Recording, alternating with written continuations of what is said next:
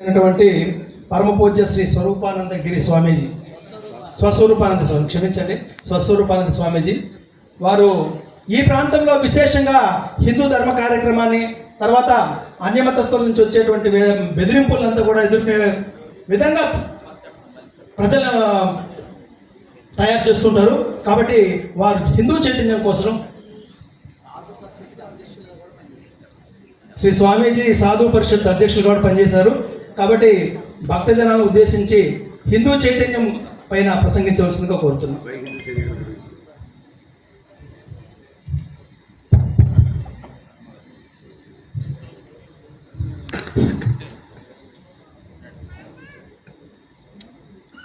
भारत माता की, भारत माता की, गो माता की, गो माता की। हर नमः पार्वती पतये हर हर।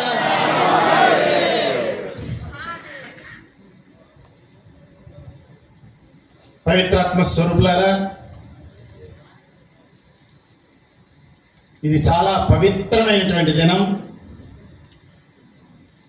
అభయ హిందూ సేన స్థాపన జరిగి ప్రథమ వార్షికోత్సవాన్ని జరుపుకుంటూ ఉంది.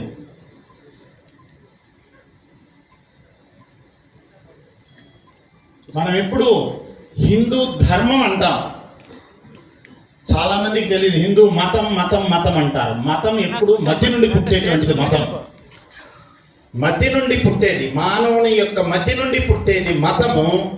ధర్మము సనాతనమైనటువంటిది. సనాతనమైన దానికి ఎప్పుడూ మార్పు ఉండదు. ఏష ధర్మ సనాతన, సనాతనమైనటువంటి ధర్మానికి ఎప్పుడూ మార్పు ఉండదు. అటువంటి సనాతన ధర్మం, మార్పు లేనటువంటి ధర్మం ఏదైతే ఉందో అది ఏమిటి అనేటువంటి విషయాన్ని కూడా మనం బాగా అర్థం చేసుకోవాల్సి ఉంటుంది. అందరము ధర్మము ధర్మము ధర్మము ధర్మం అంట. ధర్మము, మీరు ఒక్క మాట గుర్తుపెట్టుకోండి, ధర్మము ఈజ్ ఈక్వల్ టు ధైర్యము, అదే అభయం. ధర్మం అంటే అర్థం ఏంటండి? ధర్మము ఈజ్ ఈక్వల్ టు ధైర్యం, అదే అభయం. అభయం అంటే ఈ రెండు శబ్దాలు సంస్కృతమేనండి, ఆ విధంగా ఉంటుంది. ఏమండి, మనమే చెప్తున్నాం, దీనికి ఏమైనా శాస్త్ర ప్రమాణం ఉందా? మనుధర్మ శాస్త్రంలో మను మహర్షి ధర్మం అంటే ఏమిటి అనేటువంటి విషయాన్ని తెలియజేశారు.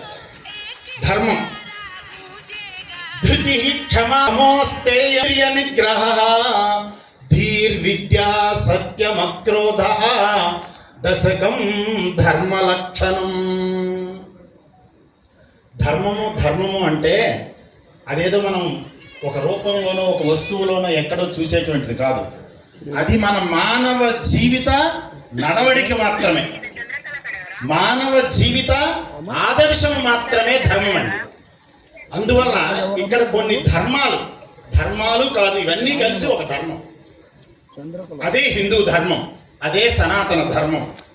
ఈ సనాతన ధర్మంలో మొట్టమొదటి చెప్తున్నారు, 10 చెప్పారు ఇక్కడ. ధృతి అన్నారు. ధృతి అంటే ఏమిటో తెలుసా అండి? ధైర్యం. ధర్మానికి మను మహర్షి లక్షణం చెప్తూ మొదటి లక్షణంగా ఏం చెప్పారండి? ధైర్యమే ధర్మము అనేటువంటి విషయాన్ని నిర్వచించారు. అంటే భయపడుతూ బతకడం, భయాన్ని విడిచి బతకడం భగవంతుని స్వరూపం అండి, దైవ స్వరూపం అని చెప్పబడుతుంది. ధైర్యంతో బ్రతకడం దైవ స్వరూపము, భయముతో బతకడం దెయ్యము స్వరూపం అండి.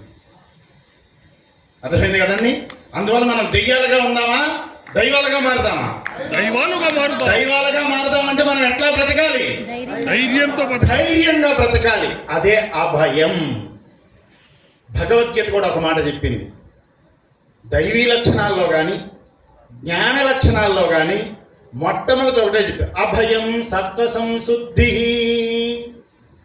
జ్ఞానం అంటే ఏమిటో తెలుసండి? ధైర్యం లేనటువంటి వాడికి, అంటే అభయస్థితి లేనటువంటి వాడికి జ్ఞానం కలగడానికి ఆస్కారం లేదు అన్నారు. భారతదేశంలో ఉండే వాళ్ళందరూ ఎవరో తెలుసా? జ్ఞానులండి, జ్ఞానులు. భారతీయులం మనందరం ఎవరు చెప్పండి? భారతీయులం. అవునా కదా? మనం ఇండియన్సా భారతీయులమా? పొరపాటున కూడా ఇండియన్స్ అనకూడదు మనం ఎవరైనా, మళ్ళీ ఒక పార్టీలో చేరిపోతాం. అర్థమైంది కదా? అందువల్ల మనం అంతా ఏమిటండి? భారతీయులం. భాయాం వ్రతా ఇది భారతీయ. భా అంటే జ్ఞానం అండి. భా దీప్తో అనేటువంటి ధాతువు నుండి భా అంటే జ్ఞానము, ప్రకాశము, తేజస్సు. ఇది అందువలన జ్ఞానము కలిగినటువంటి వాడు, జ్ఞానమునందు ప్రీతి కలిగినటువంటి వాడు భారతీయుడు అని చెప్పాడు. ఇప్పుడు ఆ జ్ఞానానికి నాంది ప్రస్తావన ఏమిటండి? ఏది ఉంటే జ్ఞానం కలుగుతుంది చెప్పాలి మీరు. ఇప్పుడు ధైర్యం ఉంటే జ్ఞానం కలుగుతుంది. ఉందా మనకి ధైర్యం? దేనికి ఉంది మనకి ధైర్యం? హిందూ అని చెప్పుకోవడానికి. ఒక గుడి కొడగొలితే అక్కడ మనం దైవం దగ్గరికి చేరి ధర్నా చేయడానికి మనకి ధైర్యం ఉందా? ఉంది. కేవలం దండం పెట్టి వచ్చేయడానికే ధైర్యం ఉందా? కాపాడడానికి ఉంది. ప్రభుత్వాలు ఏమైనా వ్యతిరేక విధానాలని అనుసరిస్తే మనం ముందు పడి ధర్నా చేయడానికి ధైర్యం ఉందా? లేకపోతే దాక్కొని ఉండడానికి మనం ఉన్నామా? అందువలన ప్రతి అన్యాయాన్ని ప్రతిఘటించేదానికి మనకి ధైర్యం ఉండాలి. అప్పుడే మనం హిందువులం అవుతాం. మన సనాతన ధర్మాన్ని మనం శీలిస్తున్నటువంటి వారం అవుతాం. లేనప్పుడు కాడానికి ఆస్కారం అనేటువంటిది లేదు.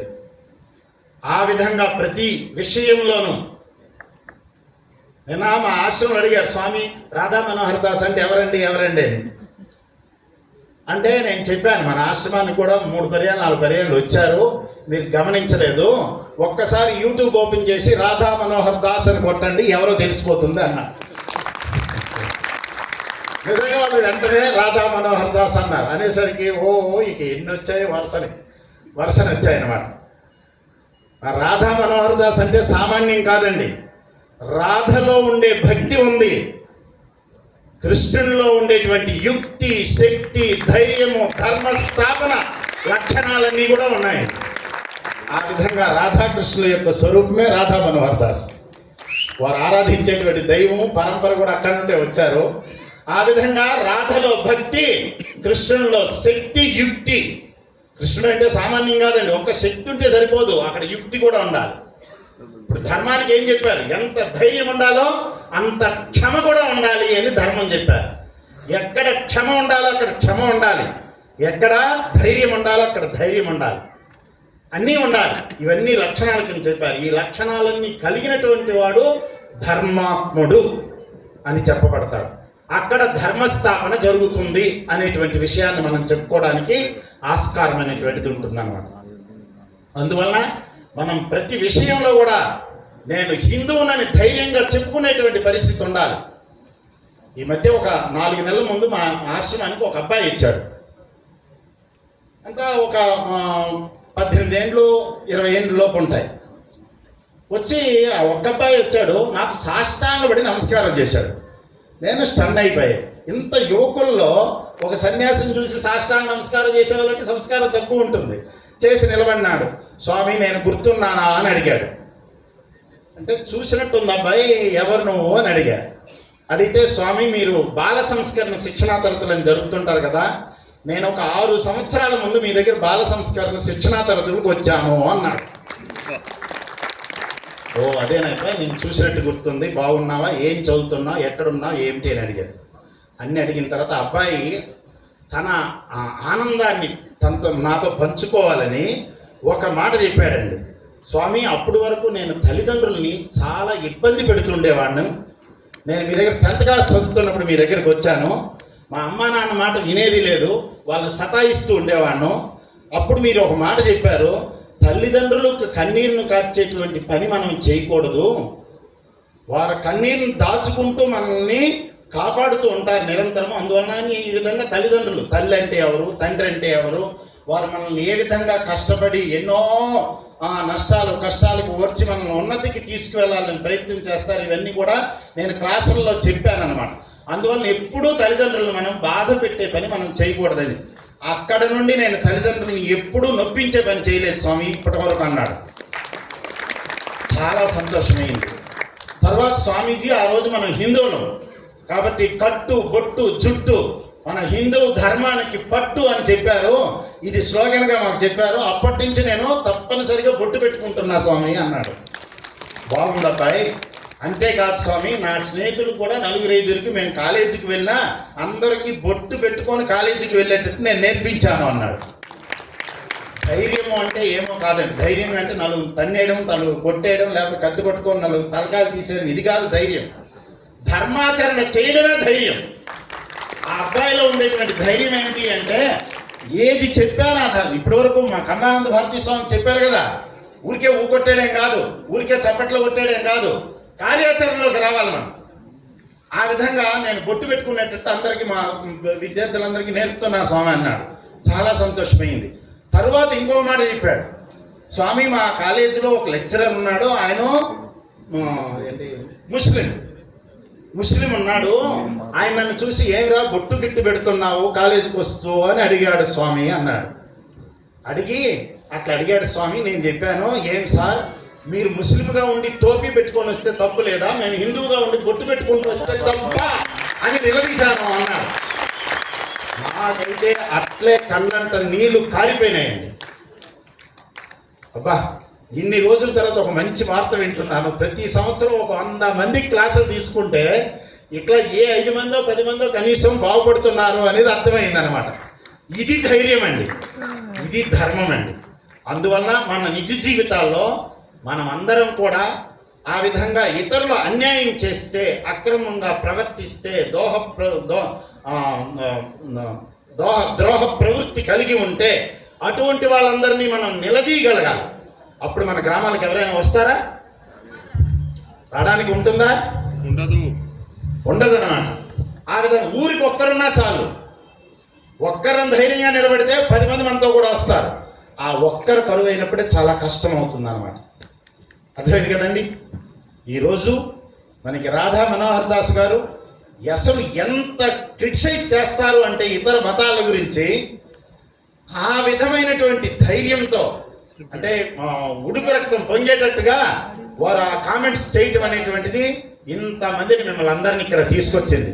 ఇంతమంది ఇక్కడ రావడమే కాదు, రాలేని వాళ్ళు చాలామంది టీవీల ముందు ఈరోజు వారి ఫాలోయర్స్ అందరూ కూర్చొని చూస్తుంటారు అక్కడ.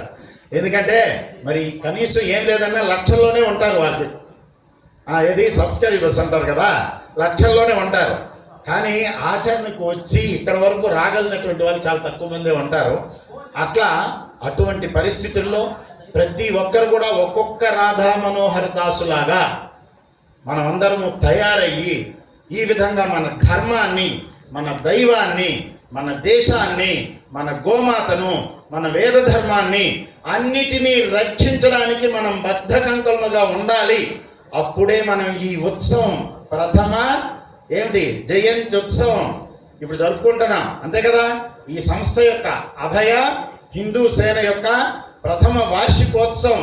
ఉత్సవం అంటే ఏంటి? ఉదితి ఉత్కృష్టార్థ సవైతి యజ్ఞం ఉచ్యతే. ఉత్కృష్టమైనటువంటి ఆదర్శమైనటువంటి విషయాలను ఎక్కడ శ్రవణం చేస్తామో ఇప్పుడు యజ్ఞం కూడా చేశారు ఇక్కడ. అది మన ధర్మం. కాబట్టి యజ్ఞం చేసి, దేవతారాధన చేసి, ఇటువంటి సభలు నిర్వహించుకోవటం అనేటువంటిది ఈ సనాతన సాంప్రదాయం ఎంతమంది అనుసరిస్తారు? ఫంక్షన్లు చాలామంది జరుపుకుంటారు, కానీ అది ఒక్క మన సంస్కృతిలోనే ఉంది, మన సనాతన సంస్కృతిలోనే ఉంది, మన హిందూ ధర్మంలో మాత్రమే ఉంది. దాన్ని అక్షరశః అనుసరిస్తూ, దానికి అనుయాయులుగా మీ అందరినీ తయారు చేస్తూ ఒక ఉజ్వలమైనటువంటి భవిష్యత్తును నిర్మాణం చేయడానికి వారి జీవితాన్ని సమర్పణం చేస్తున్నటువంటి స్వామీజీకి, అదేవిధంగా ఈ వేదిక పైన ఉండేటువంటి మహానుభావులు, ఒకరిని మించినటువంటి వారు ఒకరు. అది ఇప్పుడే అనుకున్నాం, రాధా మనోహర్ దాస్ స్వామీజీ, స్వామీజీ మీలాగే నేను ఉండాలనుకుంటాను కానీ ఉండలేకపోతున్నాను అన్నారు. ఉండలేకపోవడం కూడా చాలా సంతోషం స్వామీజీ. మనకి స్వతంత్రం వచ్చిందంటే మితవాదులు కొంతమంది ఉన్నారు, అతివాదులు కొంతమంది ఉన్నారు. ఒక సుభాష్ చంద్రబోస్ లేకపోతే కూడా మనకు స్వతంత్రం వచ్చేది కాదు. ఆ సత్యం దేశంలో ఉండే వాళ్ళకి చాలా మందికి తెలియదు.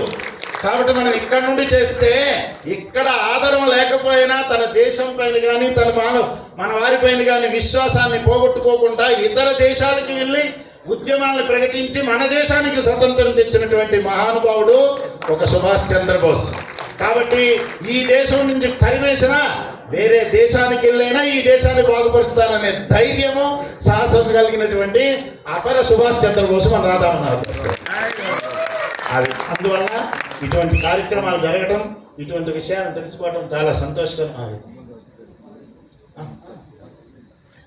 అందువల్ల ఇటువంటి కార్యక్రమాలు ఇంకా ఇతోధికంగా పురోభివృద్ధి సాధించాలనేటువంటి విషయాన్ని తెలియజేస్తున్నాం. ఇంకొక విషయాన్ని కూడా మేము తెలియజేస్తున్నాం. దీనికి కనీసం మరి ఎవరైనా ఈ దాతలు ఎవరైనా తెలిసి ఉండి ఫ్రీకి ఇస్తే పర్లేదు, ఇట్లా ఇవ్వకపోతే మన ఆశ్రమం ఉంది ఇటువంటి ధర్మ కార్యక్రమాలకు. తిరుపతిలోనే మీ అందరికీ భోజనాలు పెడతాం, వసతులు ఇస్తాం, కార్యక్రమాలు చేస్తాం. మన స్వామీజీలు ఎవరైనా ఏ రోజైనా మన హిందూ ధర్మానికి సంబంధించినటువంటి కార్యక్రమం ఏదైనా పెట్టుకోవాలనుకుంటే అటువంటి కార్యక్రమాలకి మన ఆశ్రమం కూడా మంచి షెల్టర్ ఉంది. కాస్త కొద్ది టౌన్కి దూరంగా ఉంటుంది. శ్రీనివాస్ మంగాపురం మీ అందరికీ తెలుసు కదా, కళ్యాణ వెంకటేశ్వర స్వామి గుడి దగ్గర. అట్లా అందువల్ల ఏంటంటే ఎప్పుడైనా మనకు అవసరమైనప్పుడు ఏంటంటే ఇప్పుడు ఫ్రీగా ఇచ్చారనుకోండి టౌన్ సెంటర్లో మంచిదే, బాగానే ఉండొచ్చు. కాకపోతే దీనికి లక్షలు ఖర్చు పెట్టి ఇక్కడ చేయవలసిన పనిలే. కార్యకర్తలు అంత దూరం నుంచి వచ్చేవాళ్ళు ఇంకో అడుగొట్టు వేసి వస్తారు. మా స్వామీజీలు ఎట్లా మా దగ్గరికి అంటే పరిగెత్తి వస్తారు. మాకు కూడా స్వామీజీలు వస్తే మహదానందం, మీరందరూ వస్తే. అందువలన హిందూ ధర్మానికి మనకి ఒక సంస్థ తిరుపతిలో శ్రీనివాస మంగాపురంలో వశిష్ఠాశ్రమం లలితాపీఠం ఉందని కూడా మీరందరూ గుర్తుపెట్టుకోవచ్చు. మీరు ఎప్పుడైనా వచ్చినప్పుడు కూడా రావచ్చు. మంచి ఆశ్రమం, ఆ విధంగా చూడటానికి కూడా అవసరం ఉంటుంది. ఇప్పుడు స్వామీజీకి సభాముఖంగా ఒక్క నిమిషంలో సన్మానం. ధన్యవాదాలు స్వామీజీ. శ్రీ శ్రీ శ్రీ స్వస్వరూపానంద స్వామీజీ దివ్య భాషను అద్భుతంగా ఇచ్చారు. జై హో రాధా మనోహర్ స్వామికి అభయ హిందూ సేనకు జై శ్రీరామ్, జై శ్రీ కృష్ణ. ఓం తచ్చమ్యారా వృణీమహే గాతుం యజ్ఞాయ గాతుం యజ్ఞవే దేవి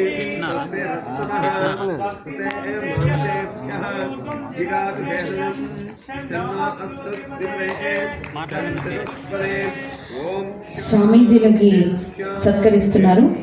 ఇది మన సంప్రదాయంలో భాగం. వారిని కూడా గౌరవించుకుని ఉచిత రీతిని సత్కరిస్తున్నారు. తదనంతరం శ్రీ శ్రీ శ్రీ శ్రీ విరజానంద స్వామి వారి దివ్య భాషణ ఉంటుంది. ఒక 5 నిమిషాలు స్వామివారు భాషణ